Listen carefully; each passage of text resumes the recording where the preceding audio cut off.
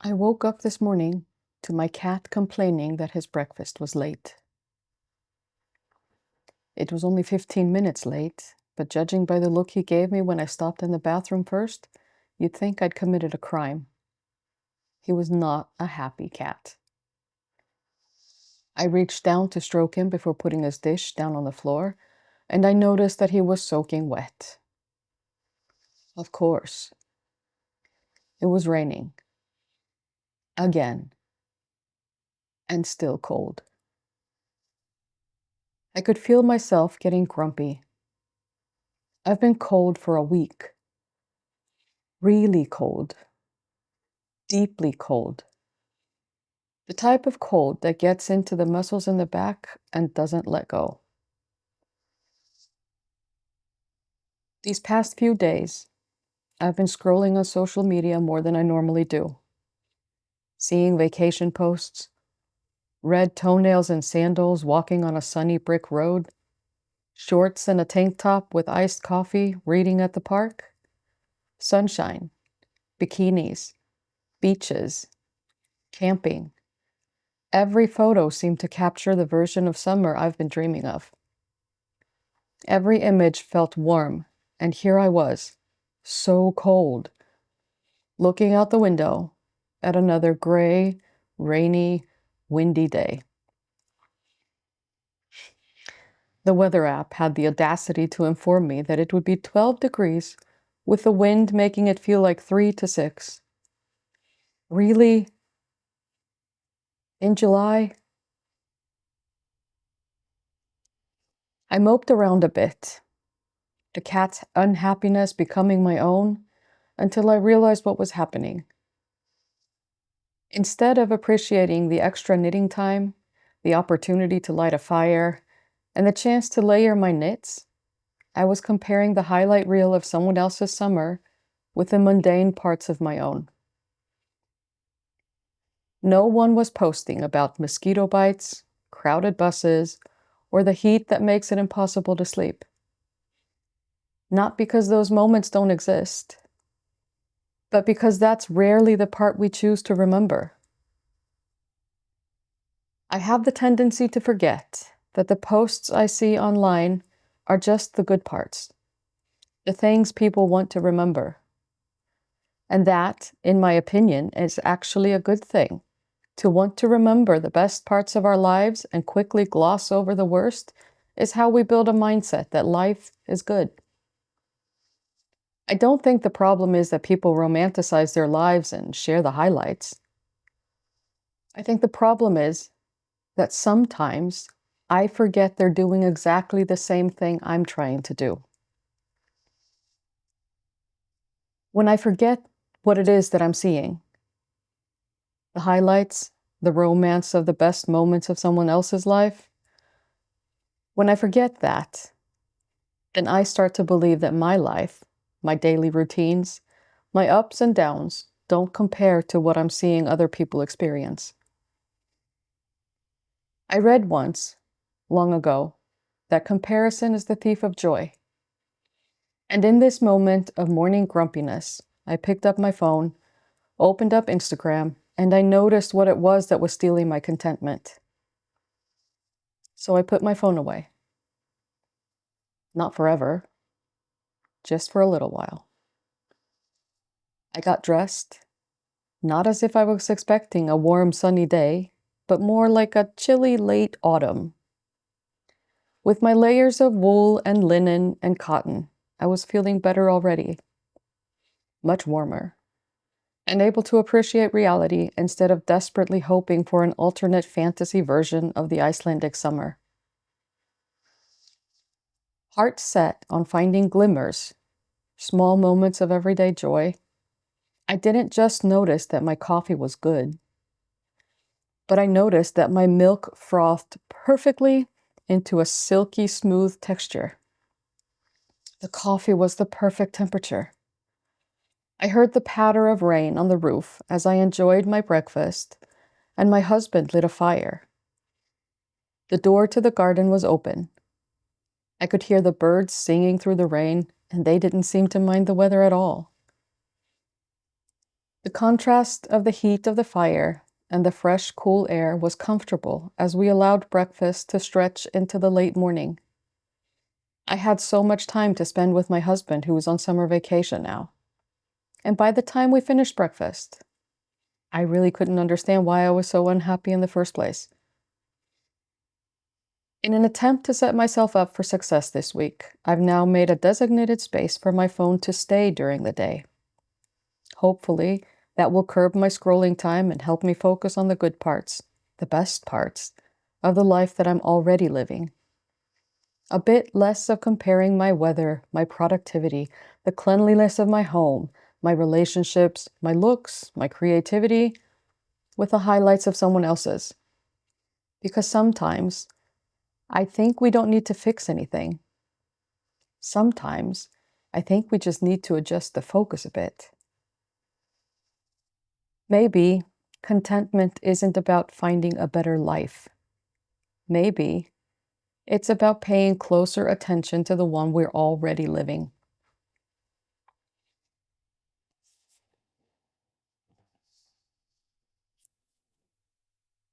My name is Sandra. I live in Iceland, and I'm making a more sustainable, mostly handmade wardrobe. Slowly and deliberately, and it's not supposed to be a marathon. On this channel, I share a podcast about what I'm making, what I'm knitting mostly, but also sewing, as well as some thoughts about just living a slower and more gentle life. If that sounds like something that's interesting to you, I hope that you will stay throughout this podcast part of the episode. If you're new here, welcome. And if you're returning, welcome back. I'm so happy that you're here. Thank you for staying through the introduction. Or maybe, skipping through it. You're welcome to skip to whatever it is that you are interested in this video. I have timestamps now, so you can easily find what it is that you want to see. Just in this podcast part of the episode, I will tell you a little bit about what I'm wearing. I will tell you about what I have finished making since last time, which is actually a few objects. Yay. And then I will also tell you about some things that I'm actively knitting on. So my works in progress, as well as some things that I have acquired since last time. A little bit of yarn and also some books, or a book and a magazine. So if you'd like to stay for that, I'm happy that you're here. So starting with what I am wearing, I don't think you can see my skirt, but I'm wearing a skirt that I made out of a dress that I never wore, cut off the top and just put an elastic waist. So it's just a very simple make. And then I'm wearing this beautiful sweater that I test knit last year. I think it was last year. It's a test knit for my friend Gunnhildur, who is Vinda Knits on Instagram and also on Ravelry. This is the Melkorka sweater.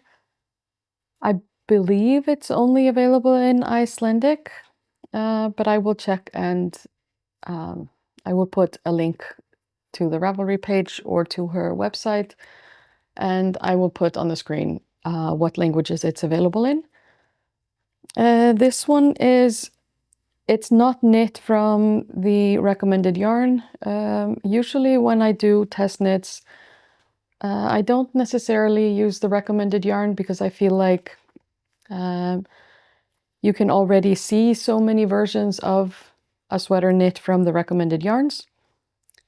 So this one is knit from 2 strands of yarn from Garnbúð Eddu, who I've talked about many times on this podcast. She's one of my friends, and she's a really good She's a great yarn dyer. So this is from her yarn. One strand of Feda, which is a Suri alpaca blend, and one strand of lace weight merino and silk. So it's so light and it's silky soft. And I was using mostly leftover yarns for this whole part, like all of the color work. And then I bought yarn for the main color. So this pink is leftovers from a sweater that I knit for Victoria when she was probably a year and a half or something like that. She got this really fluffy, soft, gorgeous sweater out of a very luxurious yarn. And the pink is left over from that. I think the yellow is from a shawl. This black is from something.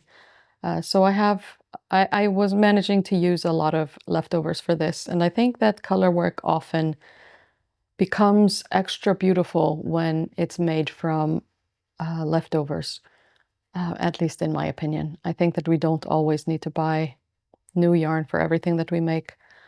This pattern is actually written only for two colors, a main color and a contrast color. But since I didn't want to buy a lot of new yarn, I made it in many different colors. And this is a really cozy knit that I reach for when I'm cold and when I want something that is soft and feels a bit like a hug, then I reach for this. It's one of my favorite blends for a sweater. What else? I'm also wearing this scarf that I don't know if you remember from my last podcast episode. I was thinking about writing up this pattern, and I have, and it's currently being tested. So this will be this will be named Mildi, which is the Icelandic. It's the Icelandic word for gentleness or self-compassion, and I think that it's a good reminder that we should be showing ourselves compassion and gentleness as we move through this life, because life can be tough and we're usually so ready to show others compassion and gentleness and forgiveness, and maybe we are not as ready to do that for ourselves. So that's what this scarf is supposed to remind us of. So this is my Mildi scarf, the first one that I did. And then if we just move straight into finished objects, I actually have two more of these scarves that I have knit. So this one is knit from Malabrigo yarn that I had in my collection left over from another project. It is, yeah, I didn't write down what the name of the base is. Malabrigo Mechita, which is a 100% merino superwash. It's a singles yarn and it doesn't actually say, I don't have a label for the color. So I don't know what the name of the colorway is. But it's this plump single ply merino superwash. So it's really very warm and cozy. And since I started with this and I made a prototype and I've been writing up the pattern that is, as I said earlier, currently being tested, I decided to make a few other samples just to see how the pattern works for different yarns, because I would like to not specify what yarn you should use. It's a pattern that you can use almost anything as long as you use a needle size that is good for the yarn that you're choosing. And you would just do more repeats. So I write that it's for fingering yarn. And so this sample here is from a merino and linen blend that I have had. I've had this yarn in my collection for years, probably like 6 years. I'm sure that it was before COVID that I bought this. But this is from Systrabönd, which is another Icelandic dyer that I really like. And yeah, knit up beautifully. Victoria has already said that this is hers. We will see if she still remembers next time she comes. This one is also warm, but not quite as warm as this one. And then since I've already started making, making this a bit of a obsessive knit, I also did this one.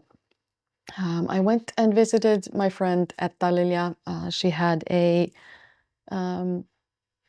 had an open workshop this past week, and I went and visited her because I wanted to buy a 50-gram skein of hand-dyed merino wool from her. So this is her sock base. It's merino and nylon, and I just wanted to make sure that I could get away with only using a 50-gram skein, and I could. This is, I think it's 45 grams. So this is also the same pattern, the pattern that I've written up and am hoping to release before the beginning of August, but we will see how the test knit goes. So far it's going quite well. So this is my third version of this same scarf. And I would love to hear in the comments, like, this size of an object, do you call this a bandana or a scarf or a neckerchief or a shawlette? Because I feel like I don't really know the word for this. I know the word for this in Icelandic, but I'm not sure what to call it. So I'm calling it a scarf, but maybe it's a neckerchief or a bandana or something else. So if you if you would drop that in the comments for me, like, what would you call this size of an object? It's not big. It's just like this one. I don't know if I can put this on without disturbing my mic, but it's just this size. I would love to hear your opinion. What do we call this? And what should I call this when it goes live? I would love to hear your opinion. So I've made 3 of these, and I have cast on a 4th because I wanted to try and see what this will look like in knitting for Olive pure silk. I'm trying to make sure that the yarns that I suggest, or the yarns that my samples are from, are yarns that could also be available elsewhere. Of course, these hand-dyed yarns are yarns that are very similar. It's 100 meters it's 400 meters per 100 gram skein. And I think that is just like a standard skein that a lot of hand dyers are using, no matter where they are in the world. So this should be something that's easily substituted with another yarn. But of course, saying that, it's also something that, the gauge isn't really such a big deal as long as you are aware of how big or how small your scarf is getting. Do I have... Oh, I do have one more finished object. If I can call it a finished object. It's so small that I feel like it's almost not worth mentioning. I did finish the socks that I talked about last time. And of course, I don't have them here anymore because my granddaughter was visiting and she put them on, and she didn't want to leave them here, obviously, because hand knit socks are the best. So I will put a picture on the screen that I took of us wearing our matching socks. So she was quite happy with her matching socks. So So that's a finished object. And then I also made, this is so small. I also made this tiny little bib that I just used the pattern for Örk, which is a shawl by Sunna Maria, an Icelandic designer that is unfortunately only available in Icelandic. But it's, yeah, I used that as a base for this bib. And then when I felt like it was big enough, because this is just for, I don't know if you have these wherever you're from, but in Iceland anyway, we call these like drool bibs. So like these bibs are just to catch, like, because she's starting to teeth, and so well, my younger granddaughter is starting to get teeth, and so like if you remember when, or if you've had kids, when they are teething, they drool so much that, you know, it's so uncomfortable if the front of their clothes are wet. And so this is just a bib to catch that. It was quite quick. I think it took me like 3 hours or something. And it's just the first 4 sections of the shawl, knit in a smaller gauge. I think this was knit on, I want to say 2.75 millimeter needles. No, 2.5 millimeter needles, which is the US 1.5. And it's knit from Arvetta from Filcolana. And I think it's cute. I would love to do more of these. And I probably will, because it was such an easy knit, and perfect to knit at the playground when I had her older sister at the playground, for example. So this is my other finished object. Works in progress. Works in progress. Yes, I have works in progress. So my first work in progress that usually gets the first spot on my in my podcasts. I'm always knitting on the same things because I have lots of projects going. So here is my year-long blanket. Oop. I have finished May, June, and started July. Oop. Yeah, I just threw my needle stoppers everywhere.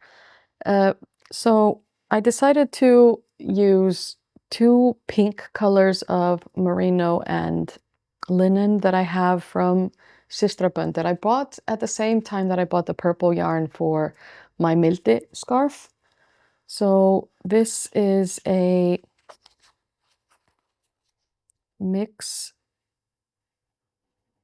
of 90% superwash merino and 10% linen. And it's 2 different pink colors, because I love the way pink colors look, but then I don't love the way they look on me or close to my face. So when I buy pink, I usually don't end up using it. So I have these 2 beautiful pink colors that I decided to put into my blankets. This lighter one is called Utopia, and I don't know what the darker one is called because I don't have the what do you call it? The label on for this one. But I use these 2 together, and I feel like they look a bit like the inside of a cherry and strawberry mixed together. So my June was very much full of cherries and strawberries because they are Victoria's favorites. So we had like cherry juice stained napkins everywhere when she was here. So that's what this reminds me of, these pinks. And then I decided to add a blue color for the next one. This is a skein that I've had in my collection for a while. Um, some years ago, I participated in a sock club for Hex Dye Works, and it was a really fun sock club. So we got a skein of sock yarn, a mini, and stitch markers or something else, and they were all related to TV shows. So this blue one was, I think, Bridgerton themed, and it's called Diamond of the Season, and I think it's beautiful. And I don't know why I haven't used it yet for anything else, so I'm going to put it into my blanket because I felt like it was a good color to flow into, and I feel like I'm really hoping to get blue skies in July, although we are a third of the way in, and it's just gray and rainy and windy and cold. Um, but it is what it is. At least it's not too hot, I guess. So this is my year-long blanket by Sandra Granqvist. I will link that in the show notes, in the description. I've linked it before, and I will probably continue sharing about this project in all of my episodes until sometime in December when I finish. Um, but that's just, yeah, I think that's just what knitting is. I think that we are always, I mean, we are working on projects that take a long time. And so in order to not be casting on new projects all the time, I think it's fine to just share about what is on my needles and what has been on my needles. So my next thing that I can share with you is my pink cloud sweater. This is a pattern that I'm using Knittable for. This is just, I bought this yarn at Iceland Knit Fest because I thought it was beautiful, and it has, I think it's called Glitter Cloud, the base, and this colorway is called Kærleiksbjörn, which is Care Bear, and it's from Uppfit or Inga Matt, who is an Icelandic dyer. And I thought it was beautiful, and Victoria is quite excited to get this, but I'm not making very much progress. I think I've knit maybe this much since the last time I shared this. So that's that. And then I have my Veronica tee, which I haven't made any progress on the body, but if you remember last time, I was struggling a bit with putting in the collar. And then I realized that, like with so many things, I was making it more difficult than it needed to be. So instead of casting off with the cast on edge, I just bound this off normally, and then I sewed it down on the inside. And it's beautiful. I tried this on and I'm really excited. I think the neckline is, it's great. It looks really, really good. So that's what I have been working on. I have a third project, fourth project. I have a fourth project that I cast on a few days ago.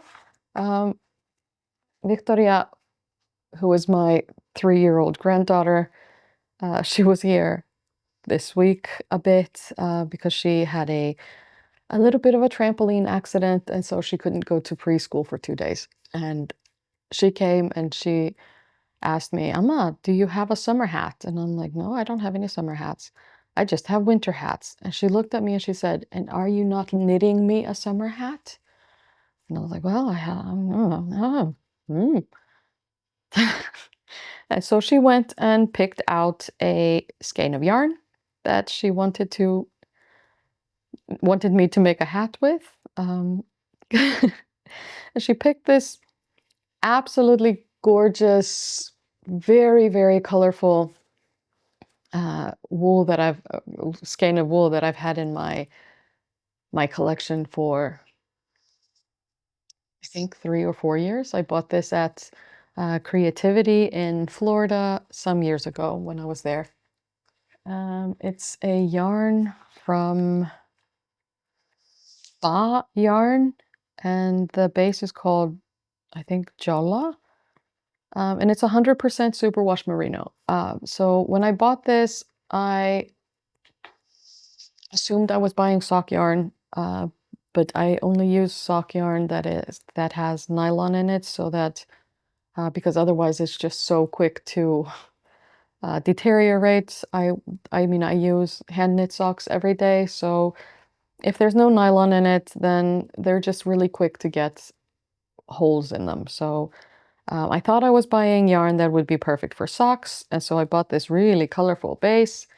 And then when I brought it home, I realized that uh, this would not be a good option for me for socks. So it's been in my collection, and then she saw it and she says, "All the colors are my favorite color, except for brown. I don't like, I don't like brown, and I don't like cream. But I like all the colors." And so she is getting a summer hat that is very colorful. So colorful, in fact, that I am not sure that her parents will be happy with me. Uh, but I'm making the um, what is it called? Musselburg hat by Isolta, I think. I didn't write it down. I think it's by Isolta. And I'm knitting it up on 3.25, which is US 3. And so it's knitting up nicely. And I don't know if you've made this pattern before, but it's you just knit like a long tube. Starts from one end, you knit a long tube, and then you like do decreases and bind it off at the end. And then you have a double thickness of a hat. And Victoria had a similar hat or from the same pattern that I knit last year that is now too small for her.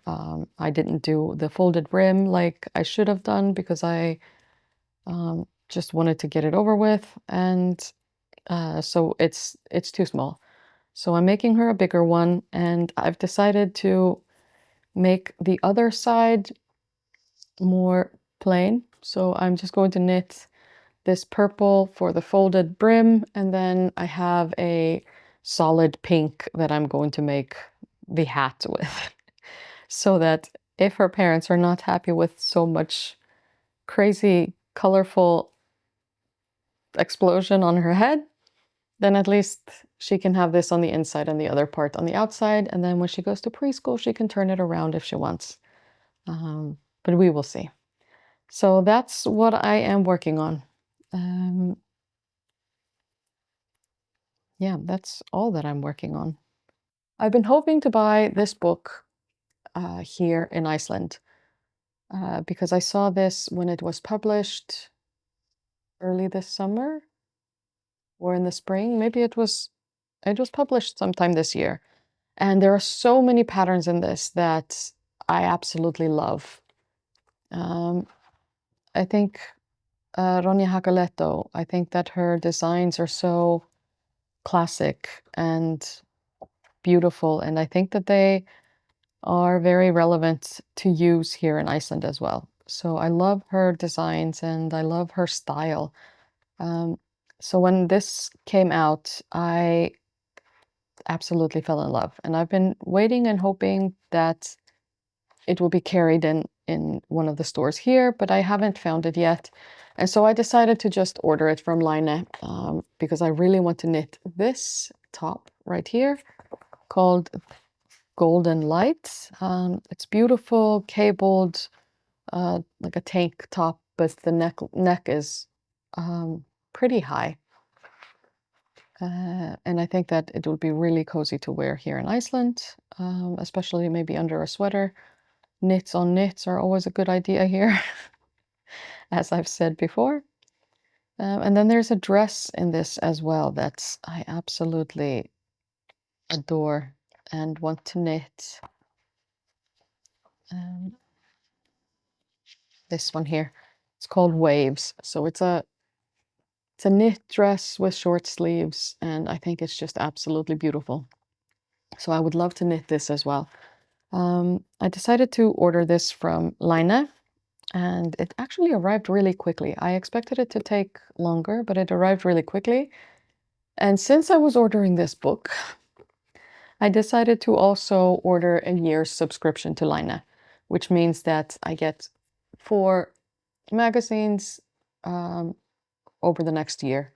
And the first one was summer 2026. So this arrived this week as well. And I haven't really looked through this very well, but there are some knits in this that I am really interested in. And then I got this as a gift from them as well. And this I think is interesting too. Lots of interesting designs in this that are inspired by the designs of Vuoko, Vuoko, Vuoko, maybe. Yeah, but it's interesting, and I love seeing when knitwear is inspired by some other designs. I love seeing like what inspired the design. So this is some of the things that I have added to my knitting collection. And then, as I said earlier, my friend Etta had an open studio, open workshop day this week on Tuesday, and I went to visit mostly just to see her and to get the skein of red here that I made this sample from. And while I was there, I was looking at her sweater designs, and she's such a talented designer and dyer as well. And there's a sweater design that I've really wanted to knit since it came out 2-3 years ago. I don't remember when, but I will link it here. And it's this all over color work and absolutely gorgeous. So while I was there, I was reminded that this was a sweater that I really wanted to knit and that it's been on my queue for a really long time.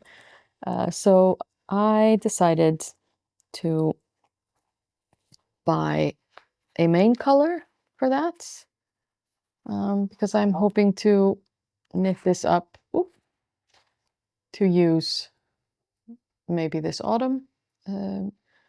So I bought this as a main color, and I was just going to find some contrast colors in my collection at home. But then I saw this, and as you know, I love yellow, and this yellow is beautiful. So I bought this as well. So I have these colors, and then I'm going to find the third contrast color here at home. I'm looking forward to casting that on. Maybe, well, not until at least I finish my hat and probably the pink sweater for Victoria. I think it's good to put that into focus before casting on something new because otherwise I will just have piles and piles of cast-ons and no bind-offs, no finished objects, just new cast-ons. Wouldn't that be nice? Um, so that is what I've been working on. That is what I've finished.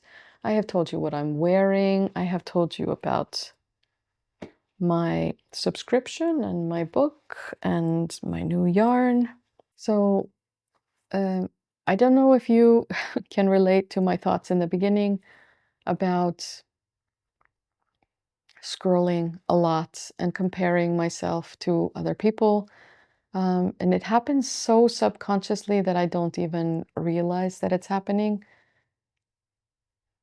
And all of a sudden, my quiet, simple, easy life that is just the way that I want it to be, all of a sudden seems like it doesn't compare to whatever I'm seeing other people experience. And I don't know if it's relatable, but that's what I've been feeling this week. So I am going to try to at least make a conscious effort to scroll less this week. My husband is on summer vacation until the beginning of August, well, the middle of August, really. So we have almost 6 weeks of vacation together, which is great.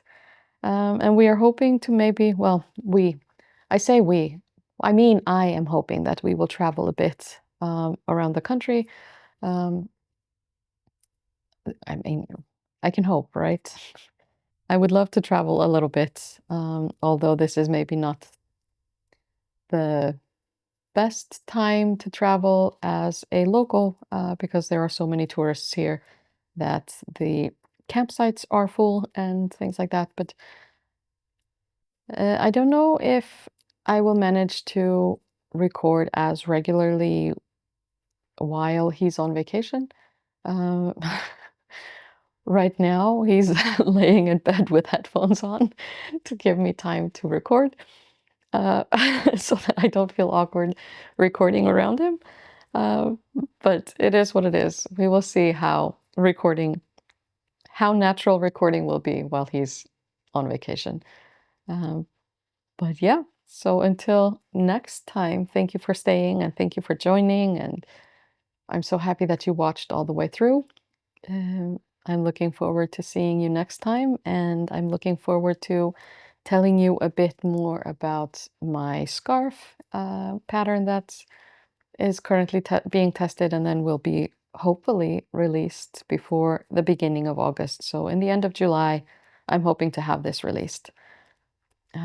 So, until then, um, I hope you're showing yourself the same grace that you're showing other people. And I hope that you are enjoying summer or winter or whatever you are experiencing where you are.